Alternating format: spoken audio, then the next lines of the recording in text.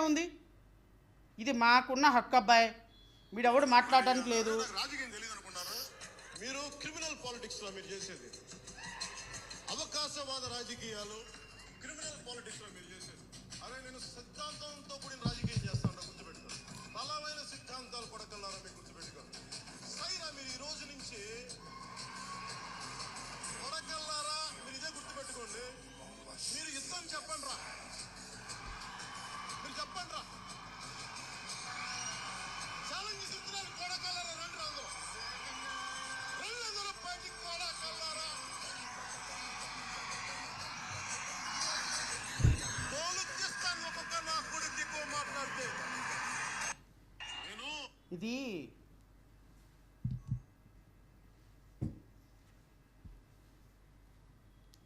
జనసేన వాళ్ళని అడిగితే ఇవి కోపంతో ఉన్న మాటలు కాదంట, బాధతో అన్న మాటలంట. పవన్ కళ్యాణ్ గారిని అందరూ ప్యాకేజ్ స్టార్ అంటుంటే బాధతోటి తట్టుకోలేక ఆ బాధతో అన్న మాటలను అర్థం చేసుకోవాలి సార్ ప్రజలు కూడా. పవన్ కళ్యాణ్ గారు నా కొడకల్లారా రోడ్ల మీదకి రంటరా, ఒక్కొక్కడు తలలకు తీసేస్తాను తలలంటే బాధతో అన్న మాటల. అది మేము అర్థం చేసుకోవాలా?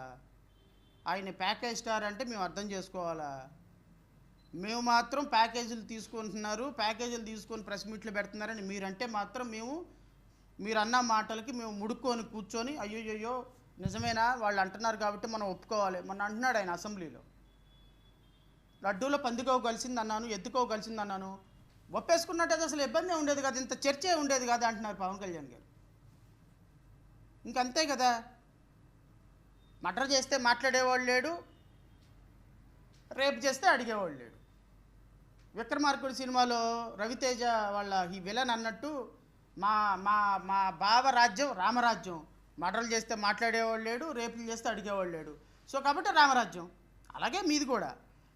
బిఆర్ నాయుడు గారు ఏదైనా చేసినా, ఎవరినైనా మహిళను మోసం చేసినా మాట్లాడేది లేదు. ఎవడో ఒకడో తలకమాసినోడిలో ఒక కంప్లైంట్ పెడతాడు. ఆ కంప్లైంట్ మీద 4-5 నెలల పాటు ఏం యాక్షన్ ఉండదు. ఒక 10 రోజులు పోయిన తర్వాత ప్రజలు మర్చిపోతారు. కాబట్టి ప్రజలు మర్చిపోయిన తర్వాత మళ్ళీ యాజ్ టీజ్గా సార్ మీరు అనుకుంటున్నారేమో ప్రజలు మర్చిపోతారని. పవన్ కళ్యాణ్ మర్చిపోయినంత ఈజీగా, చంద్రబాబు నాయుడు మర్చిపోయినంత ఈజీగా ప్రజలు మర్చిపోరు సార్. ఇంటర్నెట్ మర్చిపోదు, సోషల్ మీడియా మర్చిపోదు. పాపం 13 సంవత్సరాల లోపు ఉన్నటువంటి సోషల్ మీడియా బ్యాన్ చేస్తే ఉపయోగం ఏముంది? ఉపయోగం ఏమీ లేదు. 13 సంవత్సరాల లోపు వాళ్ళకి బ్యాన్ చేసి సోషల్ మీడియాలో ఇలాంటివి ఏమీ రాకుండా చూడాలని చూస్తున్నటువంటి ప్రయత్నం మన ఇద్దరు కలిసినప్పుడు మాట్లాడుకున్నారంటే ఏంది అంటే, బిఆర్ నాయుడు ఇంక 7 నెలల్లో వీడు దిగిపోతాడు కదా, అనవసరంగా ఇప్పుడు ఆయన్ని టెర్మినేట్ చేయటం, అసలే ఆయన మీడియాలో ఉన్నాడు, మనకెందుకు తలకాయ నొప్పి, 7 నెలల తర్వాత ఎక్స్టెండ్ చేయకుండా ఉంటే సరిపోద్దులే అని అనుకున్నారంట. ఇదా దీనికి సొల్యూషను? నేను అడుగుతున్నా, ఎక్కడ బిఆర్ నాయుడు ఉన్నారో బయటికి రావాల్సిందే. బిఆర్ నాయుడు మీద మీరు ఏ ప్రభుత్వం స్టాండ్ తీసుకుందో ఎంక్వైరీ జరగాల్సిందే. బిఆర్ నాయుడిని అపాయింట్ చేసినటువంటి పోస్టు అత్యంత పవిత్రమైనటువంటి పోస్టు. ఆ పోస్టులో ఉన్నటువంటి వ్యక్తి ఆ విధంగా ఉన్నప్పుడు ఆయన సచ్చీలుడా, ఆయన మీద వచ్చిన అపవాదు కరెక్టా కాదా అని ప్రభుత్వం క్లారిఫికేషన్ ఇవ్వాల్సిన బాధ్యత ఉంది. ఎండోమెంట్ మినిస్టర్ బాధ్యత ఖచ్చితంగా క్లారిఫికేషన్ ఇవ్వాల్సిన బాధ్యత ఉంది.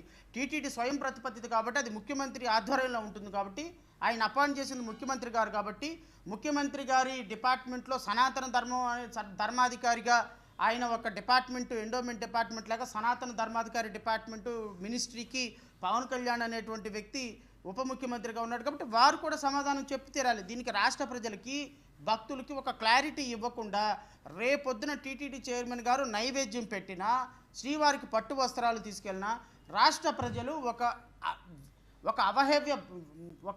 ఒక వేహ భావంతో చూడాల్సిన పరిస్థితి ఉంటుంది. ఇది తిరుమల పవిత్రతకి మంచిది కాదు, తిరుమల వెంకటేశ్వర స్వామికి మంచిది కాదు, మీ ప్రభుత్వానికి అంతకంటే మంచిది కాదు అన్న విషయాన్ని మాత్రం మీరు గమనించమని కోరుతున్నాను. సో ఇక రెండో అంశానికి వస్తే,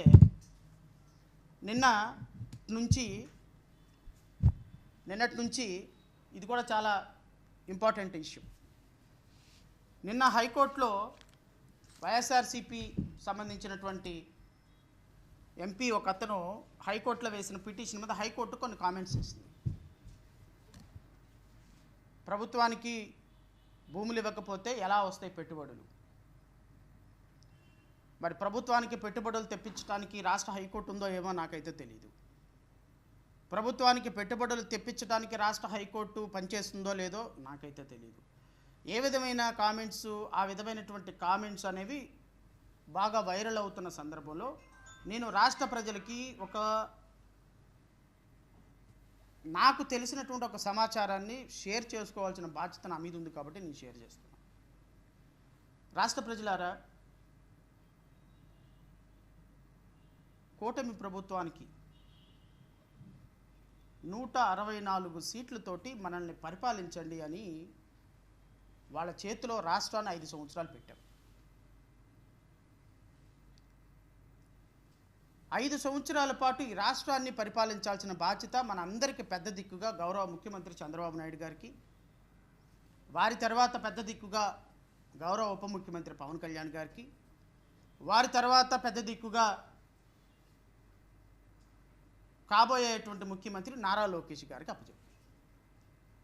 ఈ ప్రాసెస్లో భాగంగా వాళ్ళు మంచి చేసినా రాష్ట్ర ప్రజలే అనుభవిస్తారు, చెడు చేసినా రాష్ట్ర ప్రజలే అనుభవిస్తారు.